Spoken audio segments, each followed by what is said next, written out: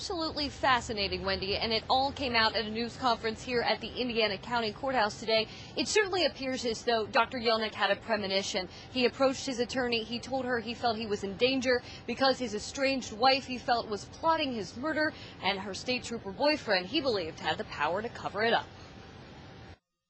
The body of 39-year-old Dr. John Yelenic was found by his paperboy the morning his long and messy divorce was to be final. Police say his estranged wife's boyfriend, Pennsylvania State Police Trooper Kevin Foley, snuck into his house the night before, through the back door, and killed him. Investigators say they matched a bloody shoe print at the scene to Foley's sneakers. They say his DNA was found under Yelenic's fingernails. His car was captured on store surveillance video near Yelenic's home that night, and another trooper told the grand jury that Foley said he wanted to kill Yelenic on a daily basis and even asked that trooper to help him. For the last year and a half, Murrysville has been covered by a dark cloud. Today that concern lifts a little bit. Yelenic asked his attorney to investigate in the event of his own death, and she kept her promise, telling the grand jury Michelle Yelenic, seen here in black, stood to lose $2,800 a month in support if her divorce was finalized, and stood to gain $1 million in insurance money if he died. So far, the Attorney General has not named her a suspect. This investigation continues. This is not over at this point in time in our mind. Trooper Foley was moved from the Indiana barracks to the Hollidaysburg barracks not long after Yelenic's murder, when Blairsville police identified him as a suspect. We're just glad it's over. A lot of diligence on the part of law enforcement. Pennsylvania's Attorney General laid out the case against State Police Trooper Kevin Foley. Police say he snuck into Dr. John Yelenic's home through an open back door and attacked him.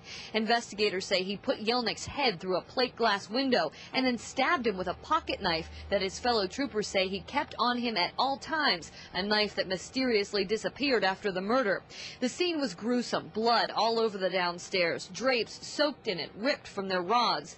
Neighbors say they heard blood-curdling screams and noises like pig squeals coming from the home, which they now know was the sound of John Yelenic in pain as he bled to death.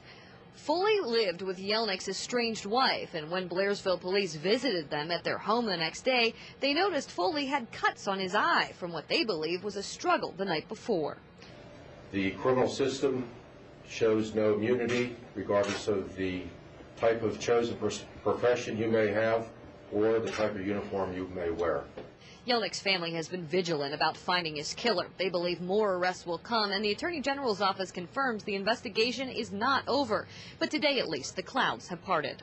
I'm so excited. I'm relieved. I'm just happy that this year and a half is behind us.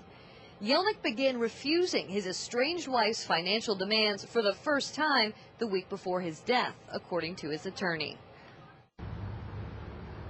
So that reportedly got Dr. Yelenic thinking and worrying about his own safety. He actually believed his wife was plotting his murder. So we're told he went to his attorney and asked her to set up a fund in the event of his own death. That money could be used to investigate his murder. Well, a week later, John Yelenic was dead. Live in Indiana County tonight, I'm Jennifer Mealy, Channel 4 Action News.